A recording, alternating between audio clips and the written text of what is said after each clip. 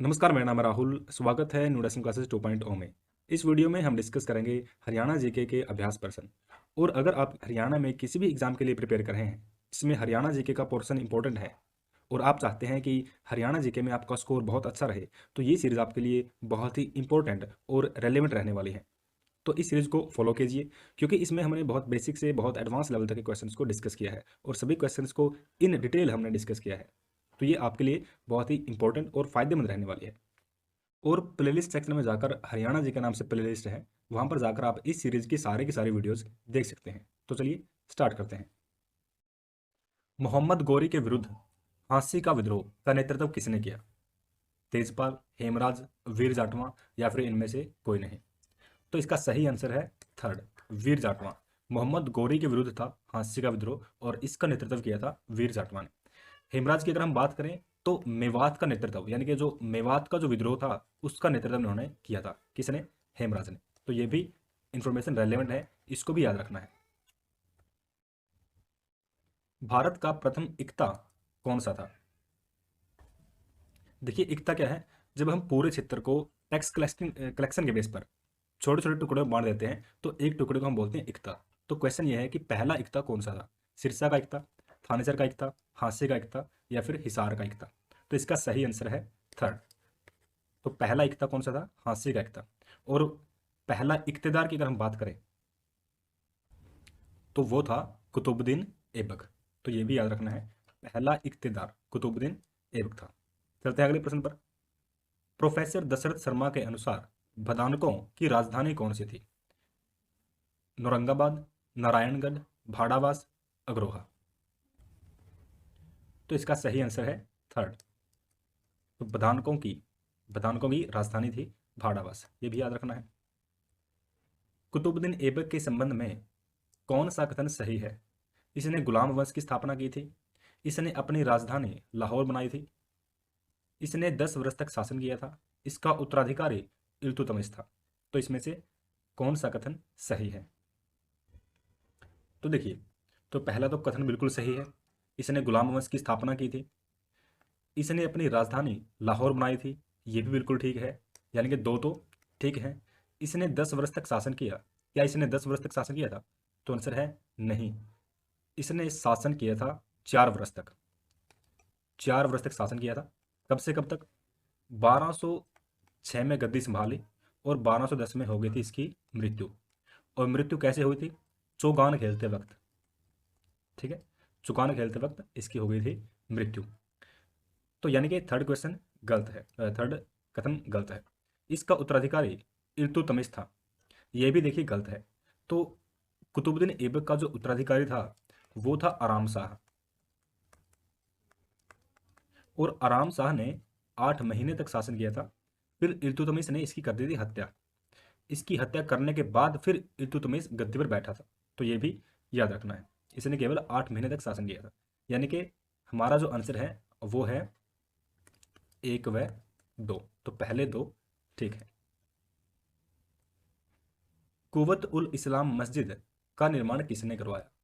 तो कौन सी मस्जिद? कुवत उल मस्जिद, इसका निर्माण किसने करवाया? कुतुबुद्दीन ऐबक, इल्तुतमिश, यलदौज या फिर रजिया बेगम? तो इसका सही आंसर है फर्स्ट, इसका निर्माण करवाया था कुतुबुद्दीन ऐबक ने। और देखिए, कुतुबुद्दीन ऐबक ने 2.5 दिन का झोंपड़ा नामक मस्जिद भी बनवाई और लाख बख्श की उपाधि इसको मिली थी। ठीक है, तो एक तो लाख बख्श की उपाधि इसको मिली थी। ठीक है, और इसने मस्जिद बनवाई थी 2.5 दिन का झोंपड़ा। तो इसको ऐसे लिखते हैं, 2.5 दिन का झोंपड़ा।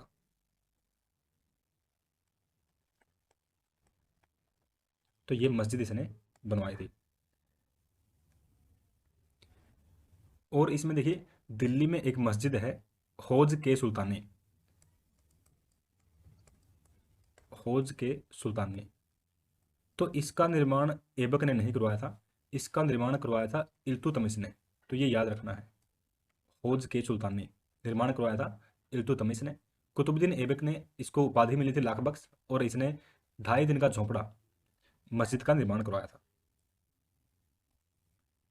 तराइन का तीसरा युद्ध कब हुआ?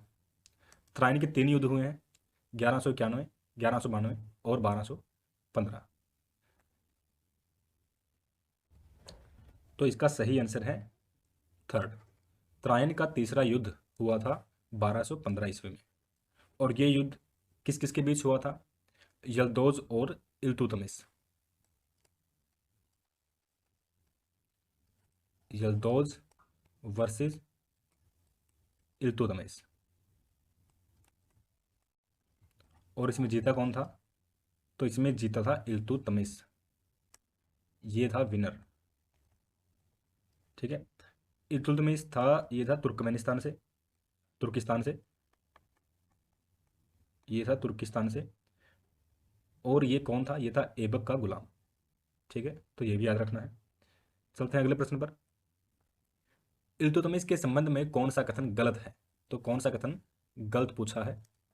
राजधानी लाहौर से दिल्ली स्थानांतरित की, कुतुब मीनार की ये नींव है, कुतुब मीनार की नींव रखी, भारत में मकबरे बनाने की परंपरा शुरू की, शुद्ध अरबी सिक्के जारी किए। तो इनमें से कौन सा कथन गलत है? तो देखिए, राजधानी लाहौर से दिल्ली शिफ्ट की थी, बिल्कुल सही कथन है। कुतुब मीनार की नींव रखी थी, देखिए कुतुब मीनार की नींव रखी थी ऐबक ने, इसने उसका निर्माण को पूरा करवाया था। तो नींव ऐबक ने रखी थी, और जो पूरा का पूरा निर्माण है वो इल्तुतमिश ने करवाया था, यानी कि ये कथन हमारा गलत है। ठीक है, तो ये एक काम करते हैं, इसको ये नहीं रखते क्योंकि गलत कथन हमें चुनना है, तो हमारा आंसर इसका ये है। ठीक है, बाकी ये जो सारे सारे कथन है ये सही कथन है हमारे। भारत में मकबरे बनाने की परंपरा भी इल्तुतमिश ने शुरू की थी, और इसने शुद्ध अरबी के सिक्के जारी किए थे। कितने प्रकार के? 2 प्रकार के। ठीक है, वो पढ़ेंगे अगले क्वेश्चन में। तो ये याद रखना है, राजधानी शिफ्ट की थी दिल्ली, कुतुब मीनार की नींव ऐबक ने रखी थी, इसने करवाया था निर्माण, और मकबरे बनाने की परंपरा शुरू की थी। ठीक है, सल्तनत काल में जीतल क्या होता है? चांदी का सिक्का, सोने का सिक्का, तांबे का सिक्का, या फिर कांसे का सिक्का? तो इसका सही आंसर है थर्ड। तो जो जीतल है वो होता है तांबे का सिक्का, और चांदी का सिक्का इसको बोलते हैं टंका। और ये जो दोनों की दोनों मुद्राएं हैं, दोनों दोनों सिक्के हैं, यही सिक्के हैं जो हमने लास्ट क्वेश्चन में पढ़े। ठीक है, तो कौन कौन से हैं? एक तो है जीतल, और एक है टंका। जीतल है तांबे का, टंका है चांदी। ठीक है, तो ये भी याद रखनी है, इंफॉर्मेशन इंपॉर्टेंट है। तुर्कान ए चहलगानी एक खालिस्तान है, तो क्या है ये एक? तुर्कान ए चहलगानी फारसी रचना है कोई, कोई व्यापारियों का संगठन है, कोई पुस्तक है, या फिर गुलामों का संगठन है? तो इसका सही आंसर क्या है? सही आंसर है इसका फोर्थ। तुर्कान ए चहलगानी एक गुलामों का संगठन है, और इसको बनाया था इल्तुतमिश ने। ये 40 गुलाम सरदारों का संगठन है।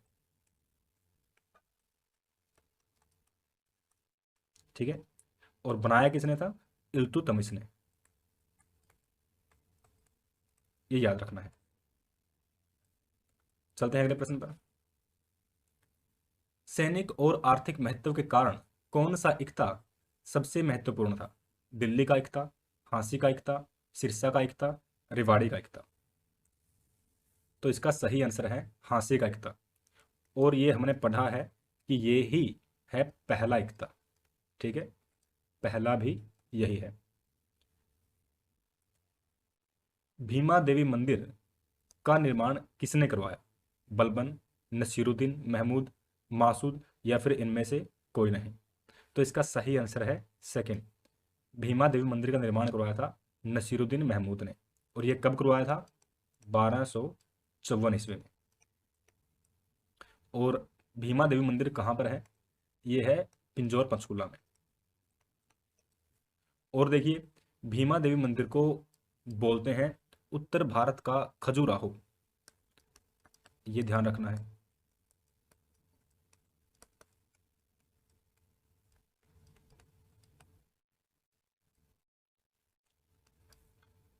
ठीक है, तो नसीरुद्दीन महमूद ने बनवाया था 1254 में, पिंजौर में है, इसी को हम बोलते हैं उत्तर भारत का खजुराहो। तो ये भी इंपॉर्टेंट है। उलोग खां किसका दूसरा नाम है? तो उलोग खां पूछा है, किसका दूसरा नाम है? बलबन का, नसीरुद्दीन महमूद का, मासूद का, या फिर इनमें से कोई नहीं। तो इसका सही आंसर है फर्स्ट, बलबन का ही दूसरा नाम है उलोग खां। और ये जो नाम था उलोग खां, बलबन को ये नाम दिया था नसीरुद्दीन महमूद ने। और नसीरुद्दीन महमूद कौन था? ये था बलबन का दामाद। तो ये याद रखना है, नसीरुद्दीन महमूद ने उलोग खां नाम बलबन को दिया था। आंसर है हमारा फर्स्ट। सिजदा एवं पैबोस प्रथा की शुरुआत किसने की? रजिया सुल्तान ने, मोहम्मद गजनवी ने, बलबन ने, इल्तुतमिश ने। तो इसका सही आंसर है थर्ड। तो सिजदा एवं पैबोस प्रथा की शुरुआत की थी बलबन ने। और क्या है ये सिजदा और पैबोस प्रथा है क्या? देखिए, जो बलबन है वो अमीर लोगों के घमंड को तोड़ना चाहता था। अमीर लोग उसको बहुत पसंद नहीं थे, उनका जो एटीट्यूड उसको पसंद नहीं था। तो उसने दो प्रथाएं शुरू की, सिजदा और पैबोस। सिजदा का मतलब क्या है कि जब भी बलबन अमीर लोगों के सामने आएगा वो सिर झुकाएंगे, और पैबोस का मतलब क्या है, उसके पैर चूमेंगे। तो ये दो प्रथाएं थी, सिजदा का मतलब है सिर झुकाना, और पैबोस का मतलब क्या है, उसके पैर चूमना। ये दो प्रथाएं बलबन ने शुरू की थी अमीरों के घमंड को तोड़ने के लिए, ये याद रखना है। बलबन के संबंध में निम्न में से कौन सा कथन सही है? कथन एक है, बलबन का वास्तविक नाम बलाउद्दीन था, वह इल्तुतमिश का गुलाम था। बलबन ने तुर्कान ए चहलगाने का निर्माण किया था। तो इसका आपने बताना है सही कथन कौन सा है। कथन एक सही है, कथन दो सही है, या फिर दोनों सही है। तो देखिए, बलबन का वास्तविक नाम बलाउद्दीन था, बिल्कुल सही बात है, और वह इल्तुतमिश का गुलाम भी था। तो यानी कथन एक तो सही है ही। दूसरे कथन की अगर हम बात करें तो बलबन ने तुर्कान ए चहलगाने, ये देखिए हमने लास्ट क्वेश्चंस में हमने ये पढ़ा है इसको, तुर्कान ए चहलगाने। ये क्या है? 40 सरदारों का संगठन है, और इसका निर्माण करवाया था इल्तुतमिश ने। अभी बिल्कुल नया नया इसको हम पढ़ के आए हैं। तो इसका निर्माण तो किसने किया था? इल्तुतमिश ने। तो यानी कि ये कथन हमारा क्या है? गलत है। और देखिए, इसने निर्माण नहीं किया है, इसने इस संगठन का विनाश किया था, उसको नष्ट किया था इसने। तो निर्माण नहीं किया था, विनाश किया था। तो अगर क्वेश्चन पूछ ले कि तुर्कान ए चहलगानी का निर्माण किसने किया, तो आंसर होगा इल्तुतमिश। अगर पूछ ले उसको नष्ट किसने किया, विनाश उसका किसने किया, तो आंसर होगा बलबन। तो ये याद रखना है, कथन एक इसमें सही है। गुलाम वंश का अंतिम शासक कौन था? इल्तुतमिश, बलबन, रजिया सुल्तान, समुद्दीन कैमूर्स। तो इसका सही आंसर है फोर्थ, गुलाम वंश का अंतिम शासक था समुद्दीन कैमूर्स। तो ये याद रखना है। देखिए, गुलाम वंश के जो मुख्य रूप से 5 इनके शासक थे, कुतुबुद्दीन ऐबक, आराम शाह, इल्तुतमिश, रजिया बेगम और नसीरुद्दीन महमूद। ठीक है, तो यानी कि बलबन तो गुलाम वंश का शासक था ही नहीं। तो ये याद रखना है सारा सारा। खिलजी वंश की स्थापना किसने की? मुबारक शाह, अलाउद्दीन खिलजी, जलालुद्दीन खिलजी, इनमें से कोई नहीं। तो इसका सही आंसर है थर्ड, जलालुद्दीन खिलजी। खिलजी वंश की स्थापना की थी जलालुद्दीन खिलजी ने। और खिलजी वंश में मुख्य रूप से 3 ही ये शासक थे, मुबारक शाह, अलाउद्दीन खिलजी और जलालुद्दीन खिलजी। आपने एक हांसी में बरसी गेट का नाम सुना होगा, तो उसका जो निर्माण था वो करवाया था अलाउद्दीन खिलजी ने। तो हांसी में बरसी गेट निर्माण करवाया था अलाउद्दीन खिलजी ने। और खिलजी वंश की स्थापना करी थी जलालुद्दीन खिलजी ने, और ये की थी 1290 ईस्वी में। ये भी डेटा याद रखना है। इब्न बतूता किसके शासनकाल में भारत आया? फिरोज शाह तुगलक, मोहम्मद बिन तुगलक, इल्तुतमिश, अलाउद्दीन खिलजी। तो इसका सही आंसर है सेकंड, इब्न बतूता मोहम्मद बिन तुगलक के शासनकाल में भारत आया था। और इब्न बतूता कौन था? ये मोरक्को का एक यात्री था। कहाँ का? मोरक्को का। ठीक है। फतेहाबाद शहर किसने बसाया? मोहम्मद बिन तुगलक, फिरोज शाह तुगलक, फतेह सिंह, या फिर इनमें से कोई नहीं। तो इसका सही आंसर आप जानते हैं, फिरोज शाह तुगलक ने करवाया था। ये कब करवाया था? ये करवाया था 1352 ईस्वी में। ठीक है, 1352 में निर्माण करवाया फतेहाबाद का, और इसके बाद 1354 में करवाया हिसार का, जिसको बोलते थे हिसार ए फिरोज शाह। ठीक है, दोनों का निर्माण किसने करवाया? फिरोज शाह तुगलक ने। और फिरोज शाह तुगलक ने कई नहरें और रजवाहों का निर्माण इसने करवाया था। तो ये भी डेटा याद रखना है। 352 में फतेहाबाद, 1352 में फतेहाबाद, 1354 में हिसार। दिल्ली सल्तनत का ताज किसे कहा जाता है? दिल्ली सल्तनत का ताज झांसी के बरसी गेट को, असीगढ़ के किले को, गुजरी महल को, या फिर लाट की मस्जिद को। तो इसका सही आंसर है थर्ड, गुजरी महल को कहा जाता है दिल्ली सल्तनत का ताज। और ये कहाँ स्थित है? ये है हिसार में। ये है हिसार में। और इसका निर्माण करवाया था फिरोज शाह तुगलक ने। तो निर्माण इसका करवाया था फिरोज शाह ने। और इसी ने निर्माण करवाया था लाट की मस्जिद का। ये भी कहाँ स्थित है? हिसार में। लाट की मस्जिद गुजरी महल में स्थित है। ठीक है, तो ये भी याद रखना है। इसका निर्माण भी किसने करवाया था? फिरोज शाह तुगलक ने। तैमूर ने भारत पर आक्रमण कब किया? 1352 ईस्वी में, 1014 ईस्वी में, 1398 ईस्वी में, या फिर इनमें से कोई नहीं। तो इसका सही आंसर है थर्ड, 1398 में तैमूर ने किया भारत पर आक्रमण। और तैमूर की अगर हम बात करें तो ये मध्य एशिया से समरकंद का था। किसका था? ये था मध्य एशिया में समरकंद का। समरकंद का रहने वाला था। तुगलक वंश के पतन के बाद कौन सा वंश सत्ता में आया? किसके बाद? तुगलक वंश के बाद। गुलाम वंश, सैयद वंश, लोधी वंश, या फिर इनमें से कोई नहीं। तो इसका सही आंसर है तुगलक के बाद आया था सैयद वंश सत्ता में। तुगलक वंश के पतन के बाद सैयद वंश सत्ता में आया था। और सैयद वंश की स्थापना की थी खिजर खां ने। और ये कब की थी? ये करी थी 1414 ईस्वी में। ठीक है, ये याद रखना है। और एक चीज और, खिजर खां का जो मकबरा है वो कहाँ स्थित है? ये स्थित है सोनीपत में। और इसका निर्माण किसने करवाया था? इब्राहिम लोदी ने। इब्राहिम लोदी ने। ठीक है बात। तो सैयद वंश की स्थापना खिजर खां ने 1414 ईस्वी में की थी।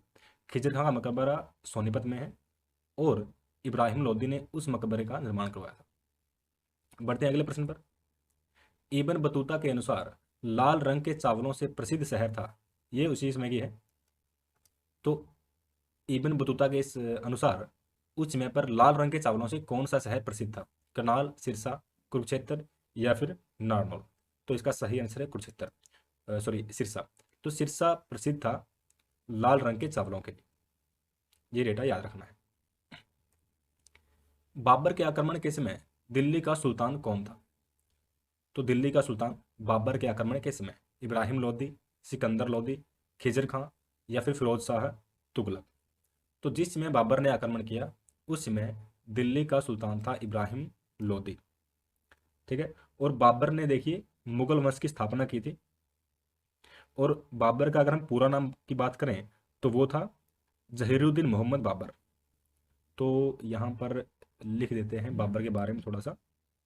मुगल वंश की स्थापना की थी।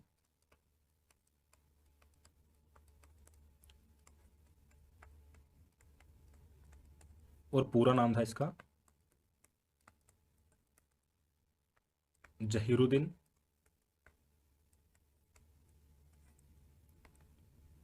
मोहम्मद बाबर।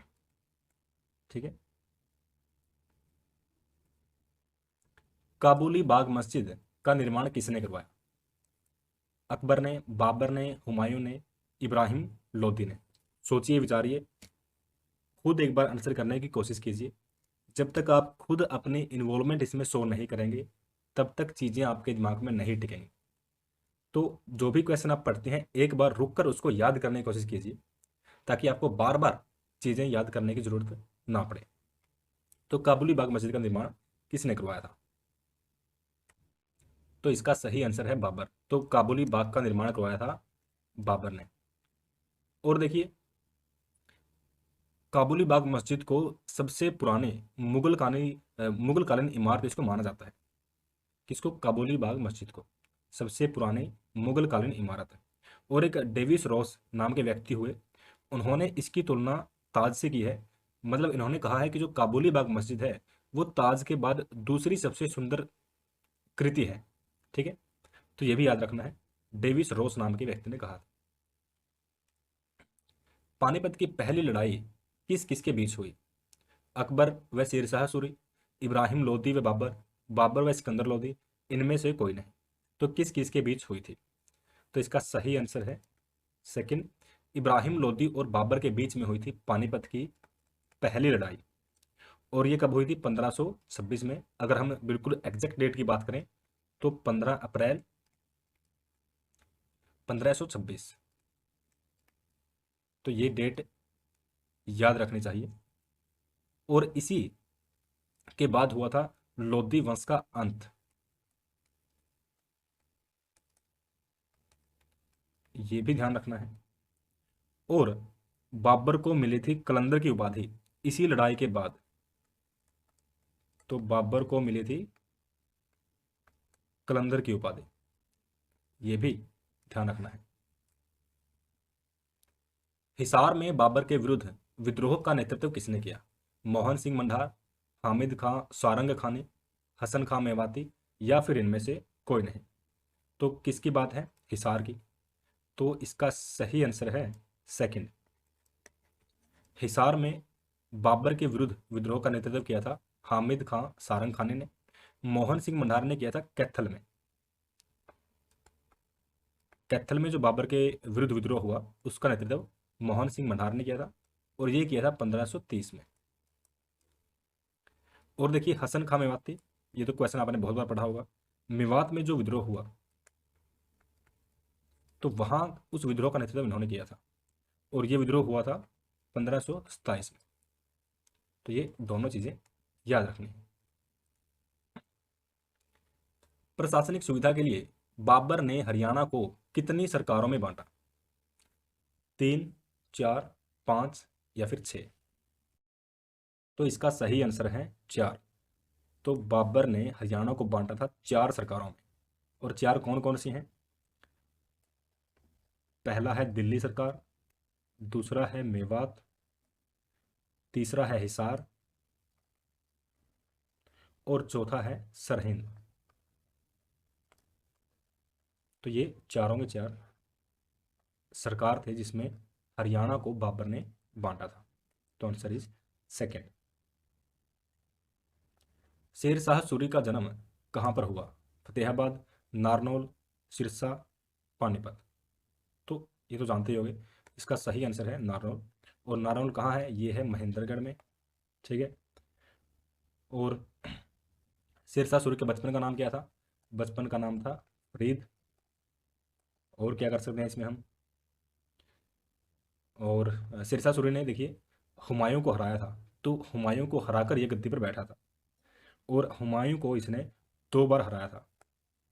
तो हुमायूं को इसने हराया था 2 बार। यानी कि हुमायूं के साथ इसकी 2 लड़ाइयाँ हुई। और लड़ाइयों को हम बोलते हैं, देखिए एक लड़ाई को हम बोलते हैं चौसा की लड़ाई, और दूसरी को हम बोलते हैं बिलग्राम की लड़ाई। तो ये हुई थी शेरशाह सूरी और हुमायूं के बीच बिलग्राम की लड़ाई। ये जो चौसा की लड़ाई थी वो हुई थी 1539 में, और बिलग्राम की लड़ाई हुई थी 1540 में। यानी कि पहली साल ये हुई, दूसरी साल ये हुई। 2 लड़ाइयाँ हुई हुमायूं और शेरशाह सूरी के बीच में। चलते हैं आगे। सड़क ए आजम किन 2 नगरों को जोड़ती थी? लाहौर ढाका, कराची चटगांव, पेशावर चटगांव, पेशावर ढाका? तो इसका सही आंसर है देखिए पेशावर चटगांव। चटगांव है बांग्लादेश में, पेशावर तो पता है पाकिस्तान में है। तो ये सड़क ए आजम, देखिए ये बहुत आसान है। मतलब सड़क ए आजम कहा जाता है जीटी रोड को। ठीक है। और जो जीटी रोड था वो कहाँ से कहाँ तक था? पेशावर से चटगांव तक का। और जीटी रोड का निर्माण किसने करवाया था? जानते हैं, शेरशाह सूरी ने ही करवाया था। और कब करवाया था? ये करवाया था 1542 में। और क्या था? और देखिए, ये जो जीटी रोड था, उस पर विश्राम करने के लिए, यानी कि मतलब पूरा ये रास्ता है, तो उस पर विश्राम करने के लिए मीनारें बनाई थी। क्या बनाई थी? मीनारें।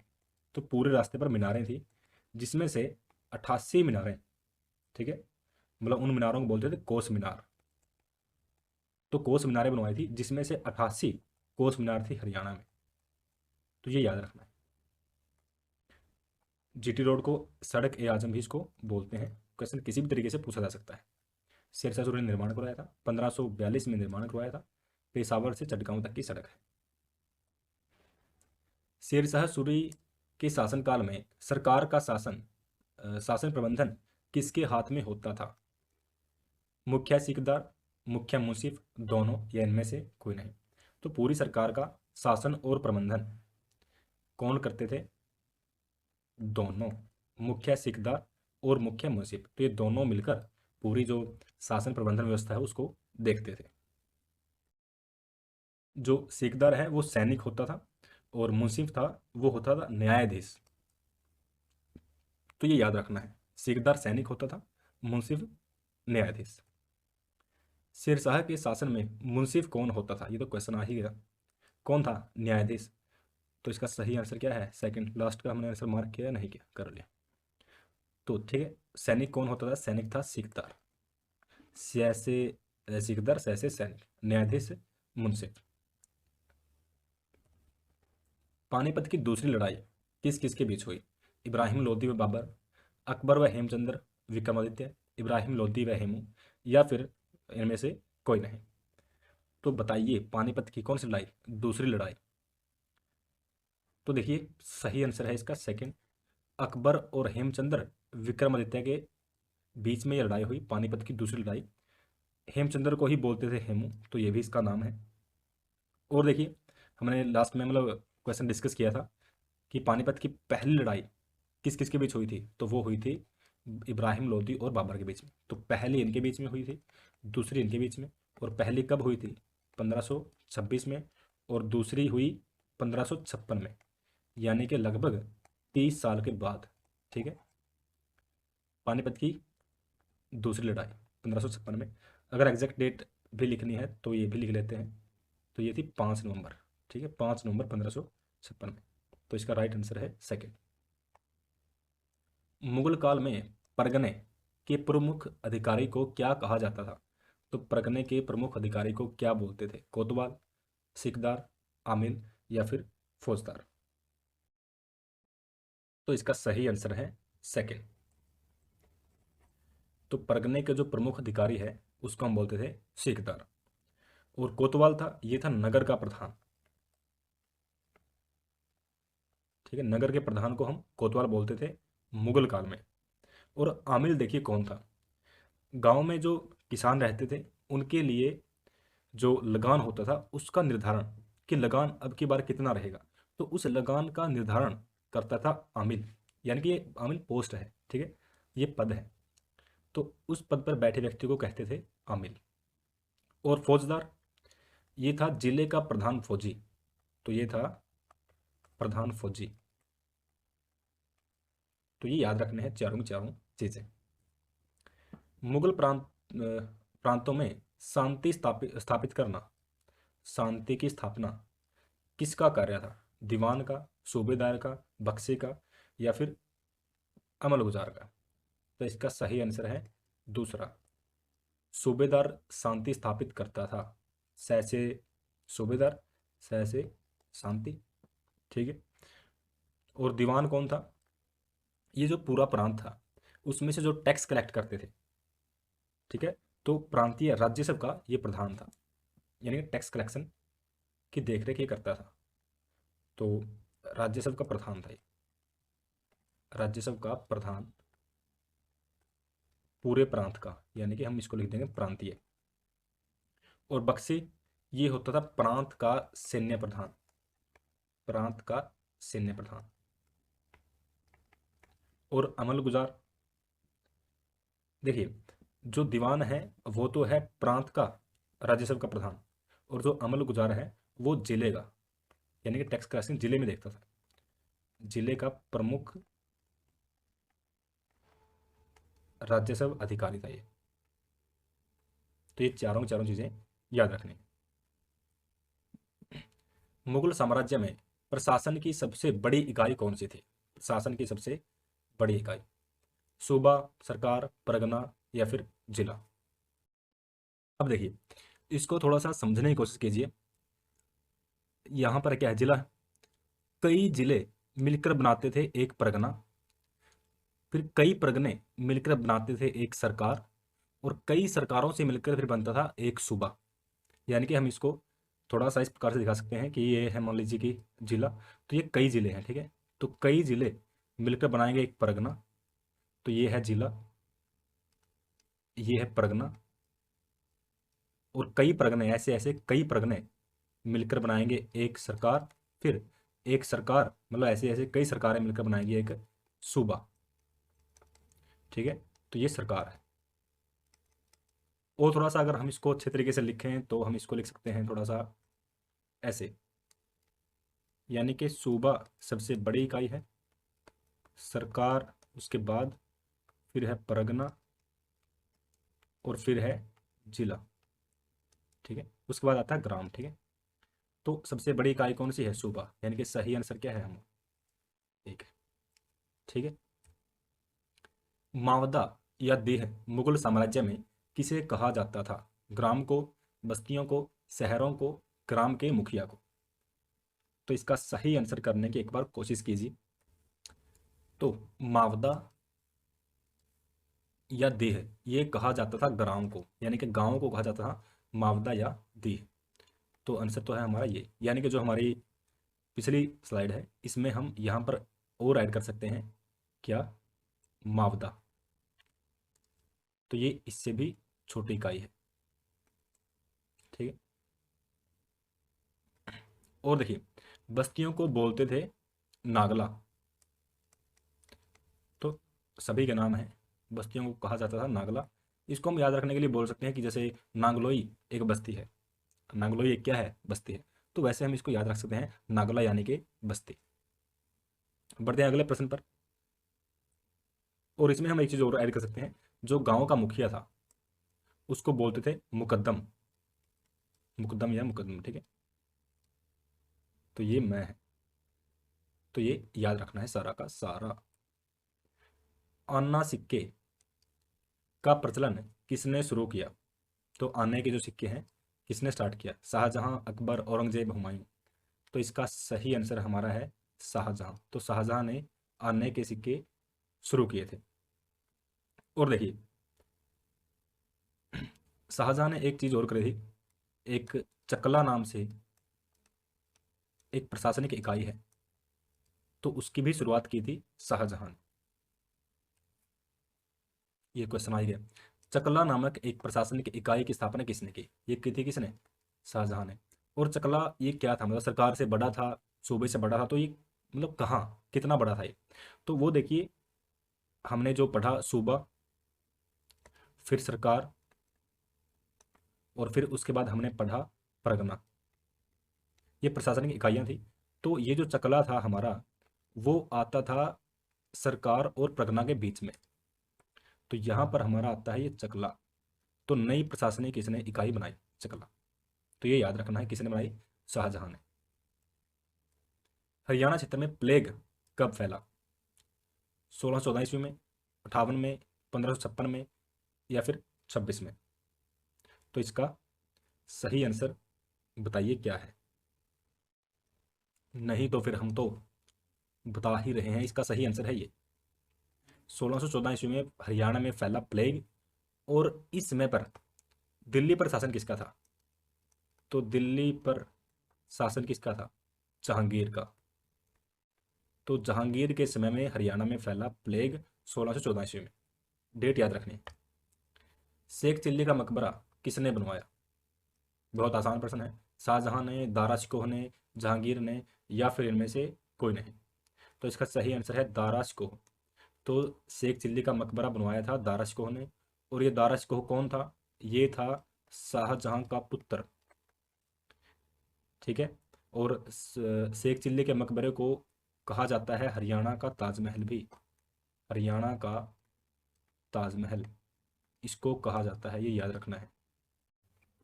So this is the end of the video. अगर आपने अभी तक चैनल को सब्सक्राइब नहीं किया है तो प्लीज़ चैनल को सब्सक्राइब कर लीजिए, क्योंकि इस चैनल पर आपको बहुत ही रेलेवेंट कंटेंट मिलने वाला है।